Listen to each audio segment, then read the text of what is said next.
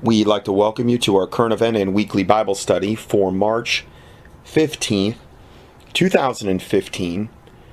And just to start out, to give you a little update regarding the Ken Hovind situation. And I did go down there, and I'll kind of get into that in a little bit. But just to give you some current updates on the situation, what ended up happening is the jury deadlocked against the Ken Hovind, at least 3 out of the 4 counts. This is from Eric Hovind, his son, and he says this morning at 10:30 the jury concluded their deliberation. Around 11:15 the verdict was read before the court. 4 counts were brought against Ken Hovind, 3 counts of mail fraud and 1 count of criminal contempt of court. Count 1, conspiracy to commit mail fraud, they were unable to come to a verdict. Count 2, mail fraud, unable to come to a verdict. Count 3, criminal contempt of court, that one he was found guilty on.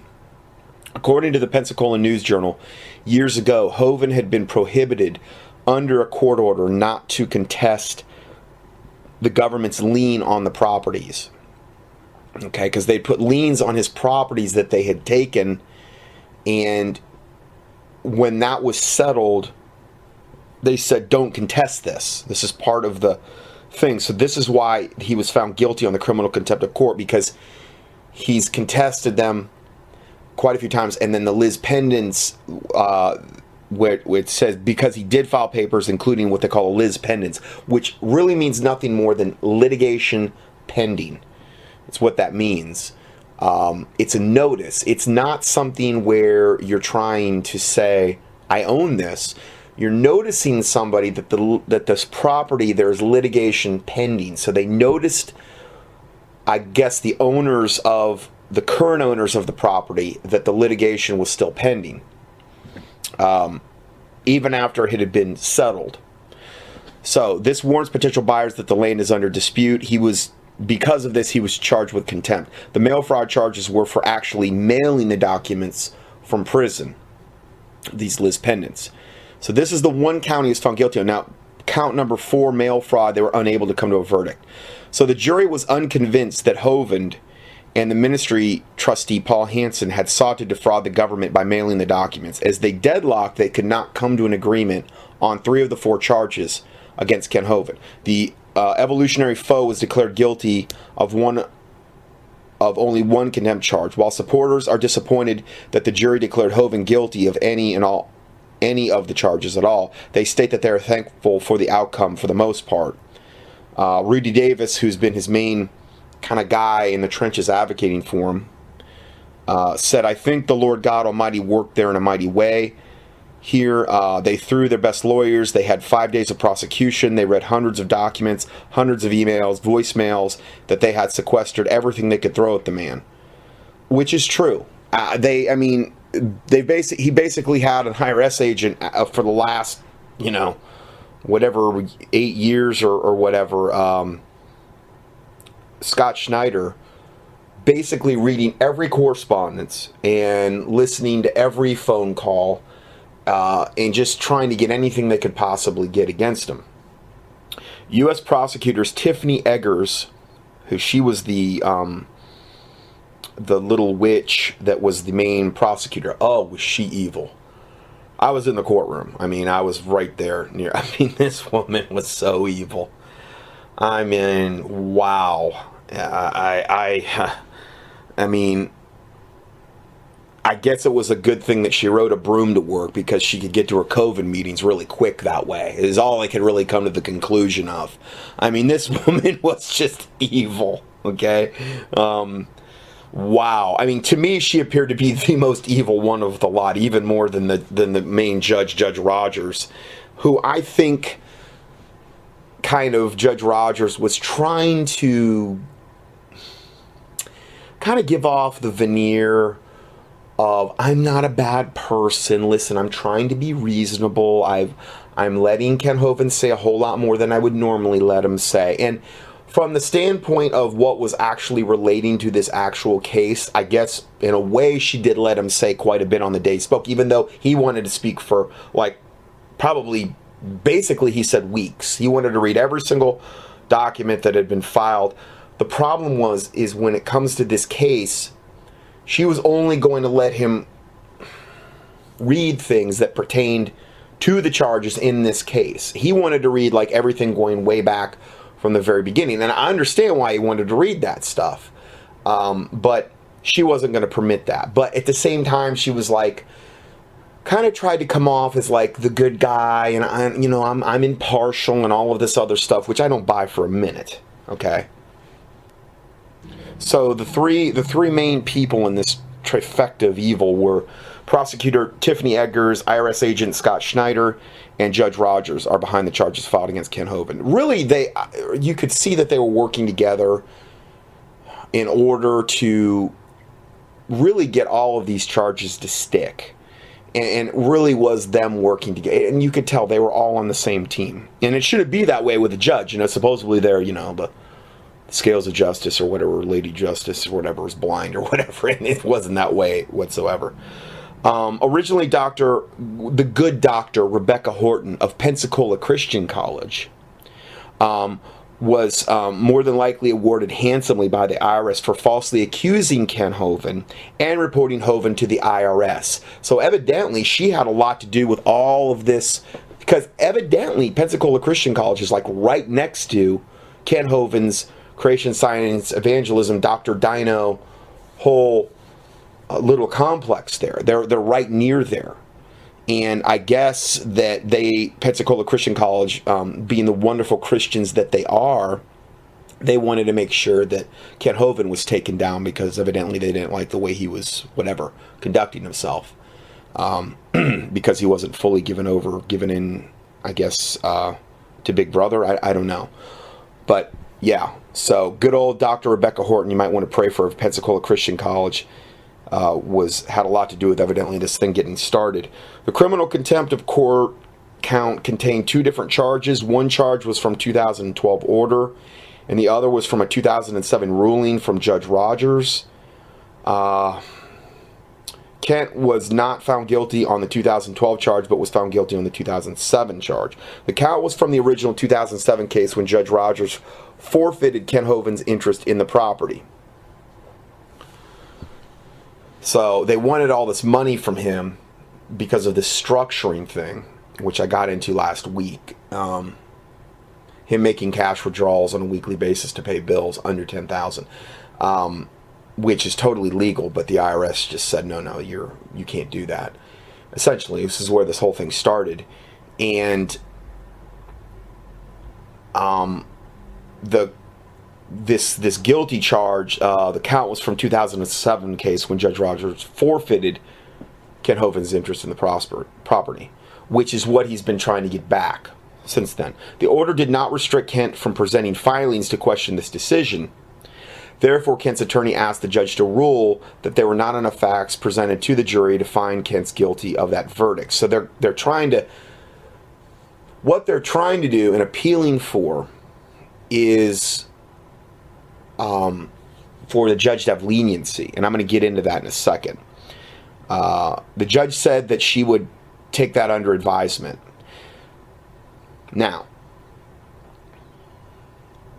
Ken Hovind's been a tremendous thorn in their side, much like my dad was when he was in this court battle to get his company back. He wasn't in a battle with the IRS, but he was in a battle with this ultra-rich family in Minnesota, evidently the fifth richest family in Minnesota, probably the Illuminati family. And he became a tremendous thorn in their side because this is how they conducted business. They would go around basically steal people's ideas and companies and patents and stuff like that. When you're dealing with somebody and you become a thorn in their side, and if they're evil especially, the one thing about this is that it would be a miracle if she didn't absolutely try to give him the maximum for the one count he's been found guilty on, because they took 4 bites at the apples with these 4 counts and only one stuck. So sentencing isn't until June 12th of 2015, so he's going to be in prison at least up until that point. But supposedly in this interim time period, she's going to be taking I guess, looking at sentencing guidelines and things of this nature. But considering how much animosity, how much of a thorn he's been in their side, how long this is drug out, how defiant in their eyes he's been to the court systems that have already ruled on these things, it would be a miracle that he didn't get the maximum sentence for this. And I'm going to get more into my own take on it in a minute. Let's go further. So let's see here. Thomas Keith, Kent's attorney, said that he only had a public defender defending him at this point. I think all their money's been pretty much exhausted. Thomas Keith, or maybe not. I'm not 100% sure what their monetary situation is, but I'm sure it was greatly depleted. Thomas Keith, Kent's attorney, said that in a federal case, it is rare to see anything other than a guilty verdict. While he would still like the judge to find that there was not enough evidence presented on the contempt of court charge and overturn the verdict, this is considered a huge success. On the one guilty charge, if Judge Rogers does not overturn it, here's the deal. There is no limit to the penalty that she can impose. Now, there are sentencing guidelines, but supposedly here, and I've heard this on more than one occasion, there's no limit on this contempt of court case that she can impose. So, that is really, really heavy duty there, potentially. So even though he might have got out of 3 out of 4, this one might be all that's needed to keep him in jail the rest of his life. So he says, please pray that she would show leniency during the sentencing. And the sentencing again is on June 12th, 2015. And I'm going to read this, and then I'll get into kind of my take on everything. This is what we need to do now. A message from Eric Hovind. Attention, it is urgent to take an action now. Please do the following immediately. And all of this is on the PDF for March 15, 2015. Sign the petition for unconditional pardon for Ken Hovind and Paul Hansen. There's a petition at whitehouse.gov. Write and send a personalized letter to Judge Rogers in care of the public defender, Thomas Keith. Please maintain your Christian testimony. And then it gives you outlines of what you want to address. And then it gives you an address. You can do all that. Email, Facebook, Twitter, and write to Mayor Ashton J. Hayward of Pensacola, Florida to pardon Ken Hovind. Write Ashton J. Hayward on a daily basis to please pardon Ken Hovind. And these are all the links on how to do that. Write a personalized letter to Mayor Ashton J. Hayward. Continue praying earnestly. Kent's attorney is attempting to get Ken out of jail and back into the federal facility because he's in a public jail right now. I guess federal facilities are a lot better. And that the government will not continue to pursue the 3 counts that the jury was unable to come to a verdict on, which is a possibility. Now, going back to my take on the whole thing. I went down there, struggled like crazy to get the teaching up that I did on Sunday, to get it done. I got it up, I think, Sunday night. But then I had a whole bunch of things I had to get done Monday morning. I got out of here probably around 11. Drove there. It's a really long drive from where I was, a good 10 plus hours. I mean, by stopping to get gas and stuff like that. Got down there and then, checked in my hotel, went out early the next morning and saw Pastor Adams there and got to visit with Pastor Adams and some of the congregates from his church and got to see some people I hadn't seen in a while. So that was really cool. That was awesome. And then basically sat in the courtroom the whole day. We were outside, kind of. A lot of people had the signs and stuff, and made up. There were a lot of different types of Christians there that came to support him. And then basically, when they started letting people in around 8, we'd get in line to go in there. It's like getting on a plane probably without a TSA body scanner. It's metal detector and all that stuff, so you had to go through all that, and you get up into the courtroom, and it was pretty much The courtroom, they took away the whole first front row, the security there, so it kind of limited the space, because that was a lot of space, and it was a pretty small, in a way, place where people could sit, and they probably maybe had that courtroom for that reason, because they wanted to limit the amount of supporters. That's my opinion, that could be there. And the first day I sat really right behind kind of Ken Hovind. I was probably about 10 feet away from him. And his co-defendant, Paul Hansen, and then Ken Hovind's public defender, and Paul Hansen's, I believe he had an attorney, I think. I'm pretty sure he was a real attorney.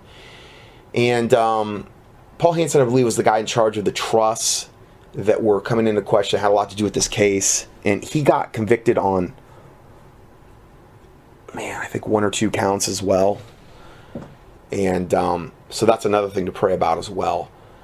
And then the prosecution was on, the right-hand side, and then the jury was on the right-hand side. And so it was basically just sitting in the courtroom and listening. The first day was mostly Ken Hovind, Brother Hovind, going over a lot of stuff, but a lot of what he was getting into was stuff he wanted to get off his chest that had been maybe pent up for, all of these years, and but it didn't necessarily pertain to the case. So the judge kind of let him go into a lot of this stuff, and he had his attorney asking him these questions, this public defender, but there came a point where she just cut him off. She's like, listen, this doesn't pertain to the case. I'm not going to allow you to continue with this line of things. And a lot of it, the problem that you run into is the first case was the first case. And in the court's eyes, that's a done deal, and, you're rehashing all of these things that have already been ruled upon. And this is what Ken has been doing for a lot of these years, is he has sent in all of these filings over and over again, different paperwork and different things to try to, and they had it all listed. And almost everything he's doing is based on some different, quote, patriot argument. And he had some really, really wild stuff. I love the man, okay? I love him. I drove all the way down there to go do this, but this was like, for me, deja vu with my parents. When my parents got their company stolen from them back in, I don't know, 99, around there. It was that they went with all these different. The first one, I think, was right way law. I don't know. Should have been called wrong way law, and all of these patriot arguments, and whether you want to you get into redemption or straw man or jurisdictional issues or the gold fringe on the flag or the social security number, or there's so many different of these patriot arguments, and you know what? There may be validity to every bit of it. Okay, and I've been there, done it. I have so been down this road, even myself personally, but not to the extent my parents were. They tried to use all those arguments to get their company back. But you know what? Here's the bottom line with all the patriot argument stuff. If the wicked, evil government that you're going against won't recognize it and will label you as a kook, all you're doing is enabling them to rule against you. And this is what has happened, I believe, to Ken Hovind all of these years. And what it does is it not only gives them a lot of ammunition, because they can bring up all of these things, like he had this one thing where it was like, he said he was like, I don't know, sovereign citizen of must or something, and it was like, it just really made, it kind of discredited him, I would imagine. Maybe in the end, it kind of helped him, because the jury looked at him like somebody that was kind of like uneducated, took a lot of people's advice, they gave him a lot of bad advice, wasn't using really an attorney, and basically didn't know what he was doing, and therefore he can't really have that held against him, because he was just taking the advice of probably a lot of well-intentioned patriot groups. And he went from what I can gather, he went from one patriot group to another, to another, to another, and took their advice. They did filings for him, they did all kind of work for him, probably hundreds of thousands of dollars, I would imagine, in work, in filings, in paperwork. And you know what? None of it came to anything. Not one thing, it appears, that he has done since this all started, going back to the first court case until now, has done anything but backfire on him. And he said that on the stand. He said, nothing that I've done has worked. Not one thing. And it's like,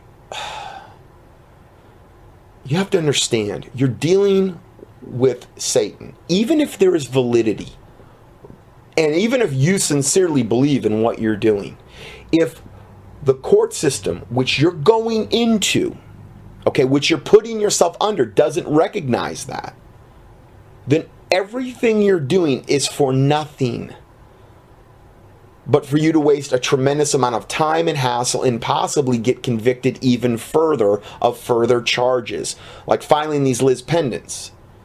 You know, he said he went into this New Hampshire prison, and the guy that he met there, this Alex guy, who was a Muslim, who was in there for bank fraud. He said this guy was a, quote, answer to prayer over and over again. Well, this is the guy that helped him file the lis pendens that got him in all this hot water, which was the main reason that got him in this hot water, which was the one count that stuck dealing with this litigation. Basically, you know, some unsaved guy who was convicted of bank fraud, filing these lis pendens, helping him do this, and he's an answer to prayer? He would be out walking the streets now had he not done those. Okay, so again, I love Ken Hovind, okay, I do. But this is a subject that I have a lot of experience with. And I've seen many, many people, whether it's dealing with the IRS, whether it's just trying to deal with things in the court system. I have never seen one of these patriot arguments work. I'm not saying there hasn't been instances where they've worked. I just personally haven't. And I've been exposed to people that were fighting the IRS and in the patriot organizations, and from every single instance that I can really remember of people that we've dealt with, some of them are still functioning, I believe. The ones that kind of, I don't know, try to operate more within the legal system. The ones that are really, really fringe and the ones that just come out, they're either all in jail or they've all been long since by the wayside. I mean, it's been, I can't tell you how many organizations I've seen come and go since I've been exposed to this movement, since I've seen what happened with my parents, and then I'm in this courtroom with Ken Hovind, and I'm hearing all the stuff he's bringing up, and I'm like, oh my word, this is like deja vu. No wonder that, you know, all of this stuff has went down, and he hasn't been able to get any kind of remedy or satisfaction because he's just so went about it the wrong way, as far as I could see. It doesn't even matter if it's valid. It doesn't matter if he's right. If Big Brother government is not going to recognize your argument, and they never do on these things, from my experience, then what good is it going to do you? All you're giving the prosecuting side is fodder to make them make you look like you're a fool.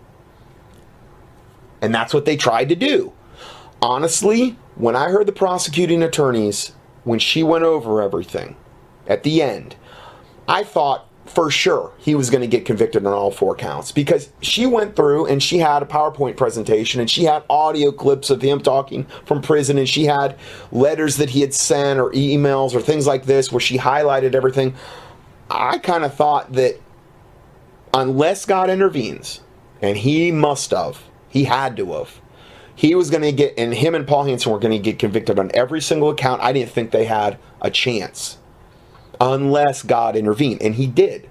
He only got convicted on 1.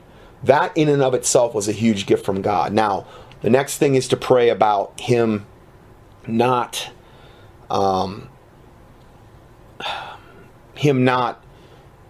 being sentenced to some lengthy sentence, hopefully just to get out of prison. I just hope to God, if he's let out, that he doesn't continue to file these frivolous Patriot argument lawsuits because there is not a snowball's chance in hell of him getting this stuff back at this point. Number one, he's a Christian, okay? IRS has targeted Christians. Number two, he's going against the IRS, okay? And three, he's using all these patriot arguments. And four, he's been a thorn in their side. They cannot let him be some stellar, shining example of how all of this stuff works so well. They have to make an example of him, okay? I understand God can intervene, and he did. I truly believe he did. The prayer, the fasting, the people coming there to support is I really believe, the mercy of God, why he didn't get convicted on all four counts. Because I really think they proved that they had a case on those four counts. I mean, it doesn't mean I agree with the prosecution, but I know how the court systems operate, and I know the patriot arguments don't work. I'm trying to remove my emotion from this. I'm trying to look at this objectively. And not just say Ken Hovind was railroaded and this and that. Ken Hovind, there's a lot of stuff he did with these patriot filings that really put him in the hot water that he's in right now. He tried this the first trial and got convicted on like 53 out of the 53 counts or whatever it was. It didn't work the first time. And it's not going to work the second time. And it didn't. And it wound him up in all this hot water. And again, I've seen this happen over and over and over again. So for me, it was somewhat exasperating. I was extremely grateful when I heard the verdict. Extremely. I want to see the man out of prison. I just hope that he doesn't turn around and start, right up again and then gets thrown right back in prison. I don't know. He's adamant. He's adamant. He thinks he's done nothing wrong with any of these filings. He thinks everything that he's done has been, and nothing's worked. And it's failed every time. And that's another admission out of his mouth. I have a different take on it than probably maybe some of the other people. I also have a pretty big perspective on this particular subject. Last time I ever talked to Ken Hovind was on the phone, was kind of right before this all went down. Probably, I don't know, 2004 or whatever. And I can remember right before we hung up the phone that he said, we were talking about the IRS a little bit, and he says, oh, they're nothing. And he told Pastor Adams the same thing when he had a conversation, from what Pastor Adams relayed to me. And I hung up the phone and had a really bad feeling. And I didn't want to say anything to him because I don't want to be disrespectful. But I thought, oh, Brother Ken, you don't understand. They're not nothing. They're pure evil.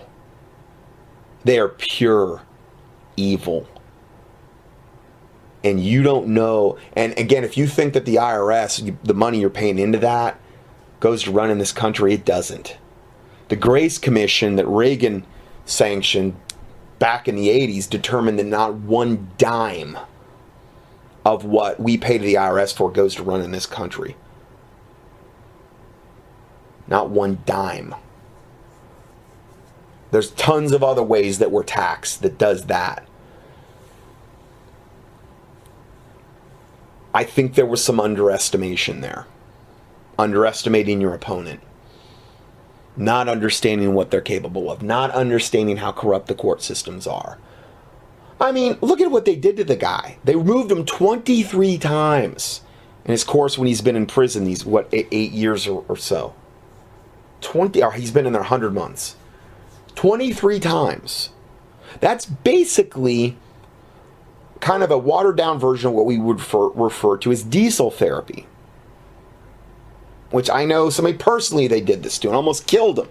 Where they put you in a bus and they just send you to a different prison and they keep you shackled in the bus. You get there at midnight and then they take you out. They let you sleep for a few hours and they put you right back on the bus and they're trying to kill you. Now, I think he had some of that from an intense perspective done to him, but they did it kind of more spread out over like this 100-month period. And a lot of the times that was so that they would take him, get him out of there, and he wasn't able to gather his things up or take his things with him, like when he left from South Carolina, and he had a huge box of his legal documents that he couldn't take with him, and he didn't even get those until, like, I don't know how many months later. I don't know, it was almost 2 years, I think. Well, they're doing that on purpose. They are trying to throw monkey wrenches into what he's doing. And yes, it is illegal. I mean, there was a lot of travesties committed against him. He kept filing these patriot argument suits thinking that they're going to work, and really what it was doing is taking a stick and just ramming it into the hornet's nest over and over and over again. And they're like, okay, well, we're going to make your life really miserable. You're trying to make ours, we're going to come back at you. So anyway, I just wanted to kind of go over that, and that's my take. There might be people say, oh, you were against. No, I'm not. I'm not against Ken Hovind. I love the man. I love him in Christ. I do. I truly do. But I also love him enough to tell him the truth. And there's other people I believe, pastors out there and think that also tried to, I'm not going to mention any names, but they tried to kind of steer him in the right direction when this was all brewing way back. And he kind of went his own way, did his own thing, used the patriot argument, and has just been emphatic that is the way that he is going to pursue it. And I'm telling you, it doesn't work. And all this is further evidence it doesn't work. They won't recognize it. Even if you're right, it doesn't matter if the court system won't recognize it. And then they're going to go to the jury and say, what is this guy? He's some kind of crazy man. What is this? And they're gonna bring all this stuff up, and the jury's gonna be like, what? So it's a no-win situation when you try to use those patriot arguments in court. And he used ones, the stuff that he was bringing up, the stuff I never even had heard of. I mean, wow. So I say this as an example for my listeners. If you're contemplating doing this, I would highly discourage you from going that route. I've never seen it end well when you go that route. Regardless of how right you may be or think you are. You go into a U.S. court jurisdiction and you got to play by their rules. They have a rubber ruler. They stretch it any way they want. And even if you're right, they're not going to let you get the upper hand on them. And that goes with the IRS or even the court system. And that's pretty much my take on it. Obviously, nothing's changed as far as I want to see this man out of prison. And I just gave you all the information on what you can do further and to pray if you feel so led to fast about it. And but as far as that goes, I just wanted to kind of give you an update there on this. And so now then we're going to segue into the next report. This just came out last night. And this is a contrast of, you have poor Ken Hovind in jail for, 100 months. And he's in a 7x9 cell in lockdown 23 hours out of the day. And they also know that he wants to expose the prison system and the court system. And he's written all these books, and he's gotten like 2 more doctorates since he's been in there, and some other degree. And they know that. See, the problem is he's telegraphing all of his punches, and he's basically saying what he wants to do. So now they're saying, oh, really? Okay, well, we're going to put you in lockdown 23 hours of the day. We're going to put you in isolation. Basically, it sounds like he's an ADSEG, which is administrative segregation, in a 7x9 cell with a sleeping on the floor with a bunkmate in lockdown 23 hours out of the day. They're wanting to make sure it's as little. So this is why I don't feel all warm and fuzzy about, oh, well, he got off on 3 of the 4 counts. Yeah, but the one has an unlimited sentencing potential, and he's already 62. It's not like, I mean, they give him a 30-year sentence or whatever, or, and want to keep him in there. He's probably never going to see the light of day. Or who knows, 100-year sentence. I've heard that bantered around. So that's up to this wicked judge, Casey. So that's something that you want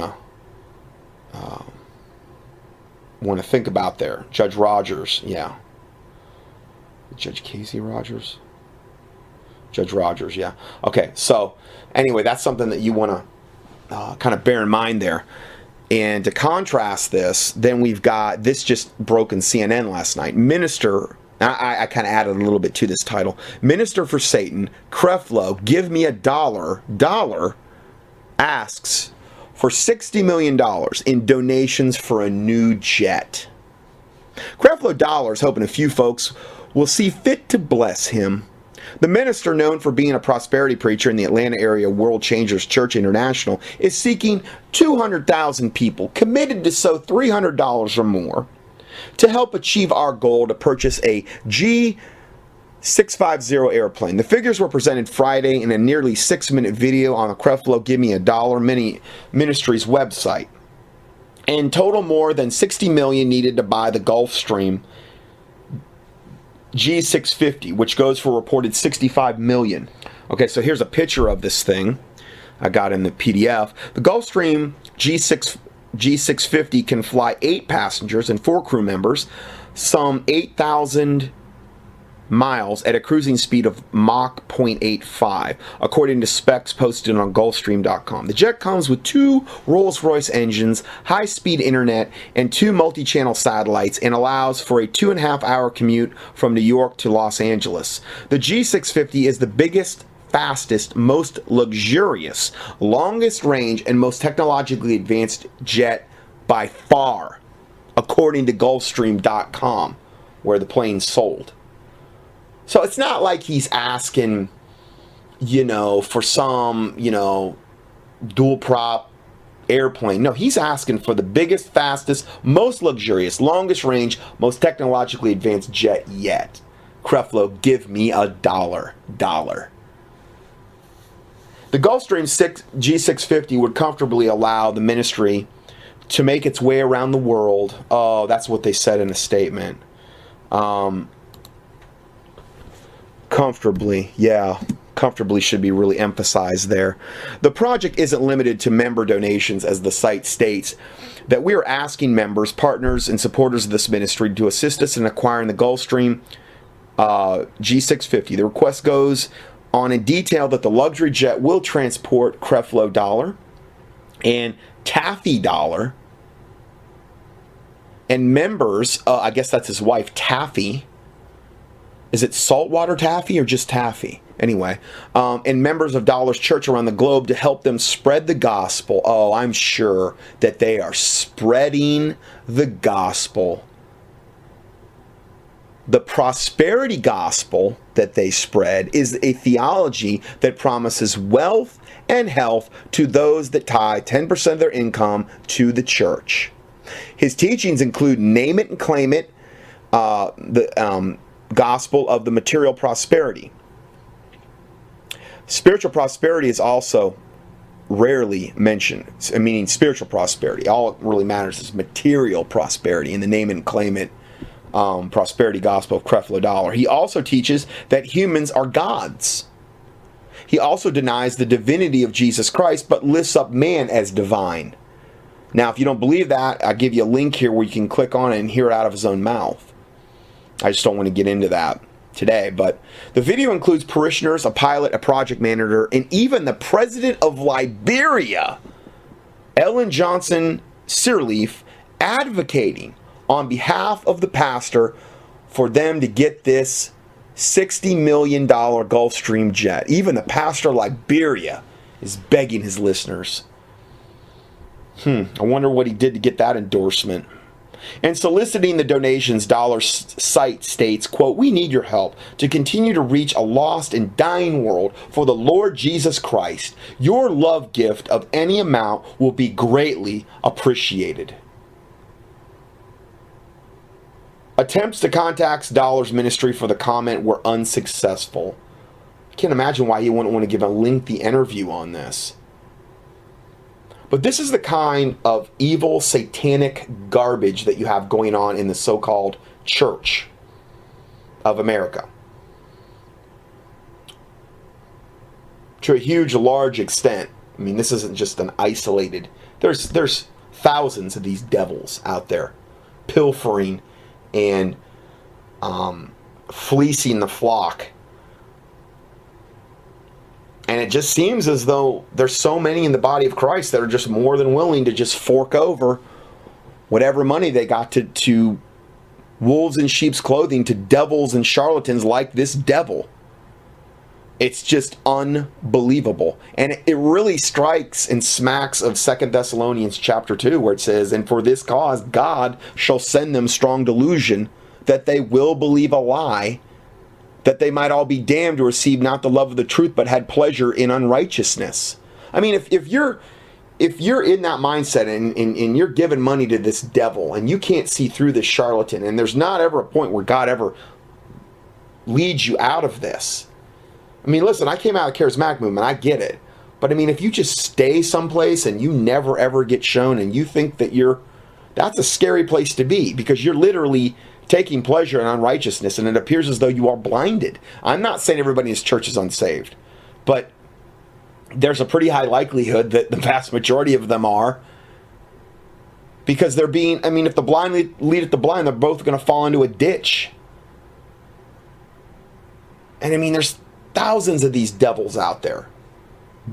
I mean, misleading, deceiving, and laughing all the way to the bank.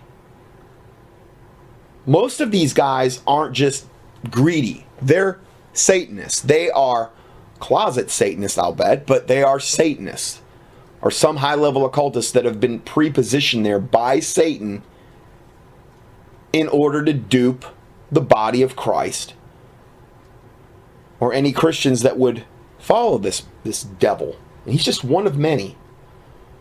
So, yeah, it's a pretty sad state of affairs when this is the case here. Let's get into the next report.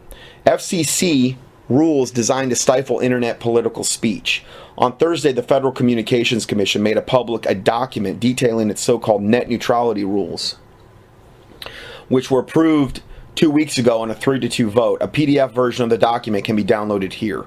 This is the big thing that they came out with. They said, but we're not going to release it right yet. We'll release it in 24 hours, and they took their sweet time releasing it. The rules impose heavy regulations on what is currently a free and open internet, and will ultimately result in federal government micromanagement. This will be the death of ministries like this. This is the start of it. Any kind of alternative media, it's all going to eventually end up being shut down. It will have to get into where they're controlling every single thing. Big Brother. Okay, so this is really the beginning of that. How long it takes to implement and get teeth, well, you know, the Lord can intervene, but this is the start. The rules will accelerate and finalize a long-term government objective of censoring political enemies and limiting their use of the internet. Serious political opposition to the establishment has flourished on the internet, and the federal government has stumbled in previous efforts to regulate speech it considers politically threatening. Every one of my broadcasts would be considered that, pretty much. Control of the internet is the primary motivation behind the FCC rulemaking agenda, not net neutrality and the fallacious call to regulate corporations and enforce the principle that all data is equal. The desire to assert that control became obvious in February 2014 when the FCC terminated a study that threatened the First Amendment right to freedom of the press. The study on the critical information needs would have asked journalists about their news philosophy and raised the specter of an underhanded attempt to revive the fairness doctrine. The Commission's decision to adopt President Obama's plan marks a monumental shift toward government control of the internet. It gives the FCC the power to micromanage virtually every aspect of how the internet works. It's an overreach that will let a Washington bureaucracy and not the American people decide the future of the online world. The entire rubric of cyber espionage and cybersecurity is designed for state control over the individual, not for protection from anonymous and hackers in China or Russia, Anonymous being the one organization that posts all that information online. In fact, the drastically overblown and often fictional threat of cybersecurity is engineered specifically to curtail free speech from political opposition to the state. Recently refurbished cybersecurity legislation, having failed to become law in the recent past, is now being dusted off in congressional committees. Once enacted, cybersecurity measures will run concurrent to FCC rules and will impose a matrix of control over the internet. So that's, I think, when it's really going to start having teeth is when the cybersecurity legislation combines now with the FCC, who controls the internet. That's when it's going to impose a matrix of control over the internet. Obama and the federal government have bent over backwards to portray net neutrality as a win for the little guy. In fact, despite all the siren warnings about socialism and the FCC by Obama's opponents, the agency is in the pocket of the telecommunications industry and has always been. Its current appointed boss, Tom Wheeler, is a former lobbyist for cable and wireless industry, with positions including president of the National Cable and Telecommunications Association and the CEO of the Cellular Telecommunications and Internet Association. Net neutrality is a classic Trojan horse. It will be used not only to censor speech and marginalize opposition to the political class, but it will also deliver the internet to large and forever consolidating media corporations. As the NSA and the behavior of the corporations in league with the intelligence community revealed, the internet will, after the FCC rules take hold and cybersecurity laws are implemented, finally be sanitized of meaningful political opposition, and as well serve as a surveillance platform and a tool for corporate advisors to categorize and target individuals. Unfortunately, that's the future of the internet, and it was really kind of just a matter of time before Big Brother fully started this in earnest. So it's, it's just a matter of time for basically all alternative media, and even, I would say, media that's going to come against the left, the New World Order, that really super evil, malevolent agenda, so that's pretty much what we got going on there. So I'm going to go ahead and end this part here. The next part, I don't think I can get it in time, so I'm going to end part 1 here, and we will go to part 2 next. God bless you.